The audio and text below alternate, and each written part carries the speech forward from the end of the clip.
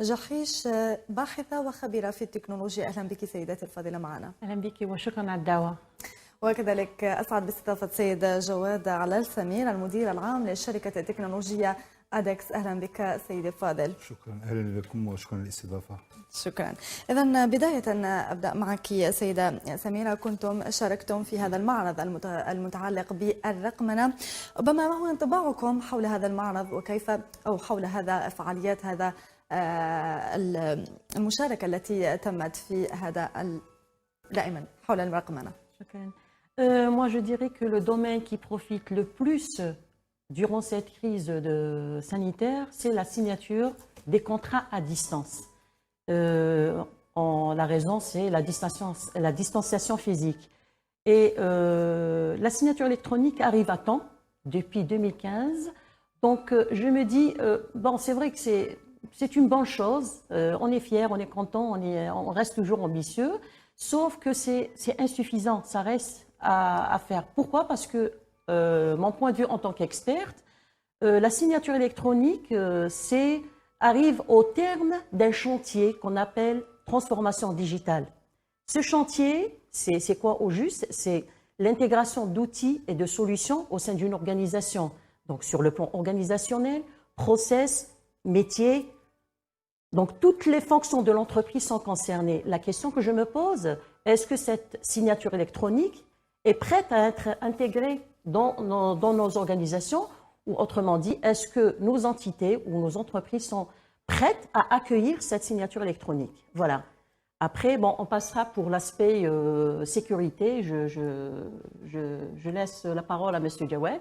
جهة أخرى، إلى أي مدى سيدفع ربما بثقة المواطن؟ لأنه ثقة المواطن في الرقمنة يعني بعيدة نوعا ما نظرا للاحتيال، نظرا للعديد من الأمورات. هل هذه يعني التصديق والتوقيع الإلكتروني سيفيد نوعا ما ثقة المواطن وسيسترجعها؟ C'est-à-dire, mon avis en tant qu'experte, je ne pense pas, je ne suis pas très optimiste sur ce plan par rapport aux citoyens, aux consommateurs directement.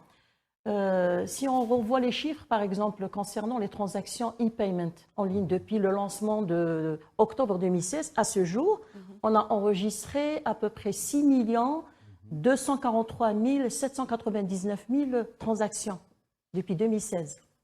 Il y a aussi l'aspect sécuritaire, par exemple, si je prends comme j'ai rebondi la dernière fois lors de la conférence par rapport à la sécurité de données. Parce que quand on parle de signature électronique, je me dis il y a plusieurs niveaux de sécurité. Donc, il y a des données publiques et de données privées. Les données privées, c'est très sensible. Des données personnelles privées, c'est très sensible. Donc, ce patrimoine informationnel, il faut y penser. Je suis persuadée que l'autorité en question sûrement elle œuvre dans ce chantier. تحطوا على المؤسسات الصغيرة الستارت اب، لكن قبل الذهاب للحديث عن المؤسسات الصغيرة الستارت اب، سيدة سميرة، عن القوانين كذلك المتعلقة بهذا القطاع، كيف هي القوانين وأنت كذلك خبيرة وباحثة في التكنولوجيا أو في الرقمنة عفوا، لديك كذلك اطلاع في هذا الشأن؟ Concernant les lois, j'avais évoqué tout à l'heure la loi 1807, j'avais dit depuis 2018, la loi, le texte, il existe, mais il n'a pas été effectif parce que l'autorité en question n'existait pas.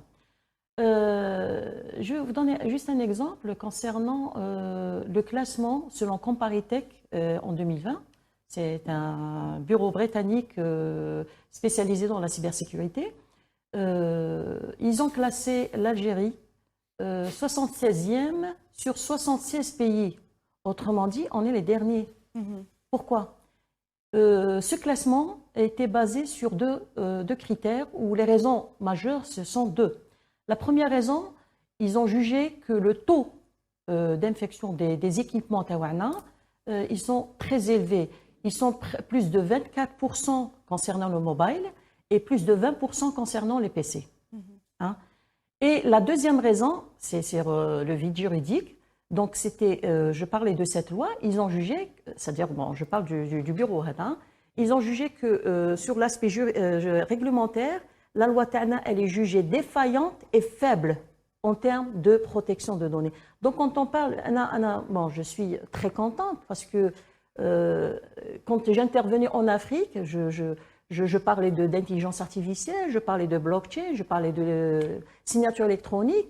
Et au fond, je me dis, Homa, qu'est-ce qu'ils vont penser? Qu'est-ce qu'ils vont dire? Ah, c'est une Algérienne, mais alhamdoulilah, donc je suis fière, je peux en parler, je peux dire tout ça et tout ça. Voilà, voilà, c'est pour ça que je dis, je suis optimiste, je suis contente, je suis fière. Par contre, je ne sais pas, je donne juste mon point de vue en tant qu'experte par rapport à la signature électronique. Moi, je sais qu'ailleurs, à l'étranger, notamment dans les pays développés, on parle de signature électronique sur blockchain. Bon, je suis persuadée qu'au niveau de l'autorité en question, il y a des compétences. Je ne vais pas leur montrer. Oui. Donc, je souhaiterais qu'on passe à cette étape de signature électronique sur blockchain. Le process, il change. La sécurité, elle est plus élevée. Et la blockchain, la technologie de la signature électronique sur blockchain, elle est simple et moins chère. يعني الآن ما هو المطلوب؟ المطلوب, c'est-à-dire, Anna Madabia, bon, c'est vrai qu'on a réalisé cette signature électronique. Comme j'ai dit au départ du débat, c'est la signature électronique arrive au terme du chantier transformation digitale. Donc, j'espère que le chantier, il évolue bien. On peut intégrer cette signature électronique, mais je souhaiterais qu'on passe à l'étape supérieure et à une vitesse supérieure, passer à la blockchain. Il y a plus de sécurité. Voilà. طيب ان شاء الله. جواد، ربما كلمة أخيرة باختصار سيدة سميرة أنه نظرا لضيق الوقت. Non, concernant, c'est juste pour rebondir, je le rejoins concernant les étudiants. Le plus concret, j'ai mes 2 garçons qui sont en Allemagne, et puis ils sont en Allemagne. Moi, j'aurais aimé qu'ils restent là, bon, mais l'écosystème n'était pas favorable. Par contre, il y a une autre catégorie d'étudiants qui se sont convertis en start-up, c'est ça. C'est l'histoire Mais les start-up restent quand même une organisation temporaire, parce que si le projet échoue, elle disparaît. Si le projet réussit, elle se convertit en entreprise classique qui cesse d'évoluer parce qu'elle a trouvé son business model. Un détail, moi je souhaiterais que les entreprises ou les entités économiques tawana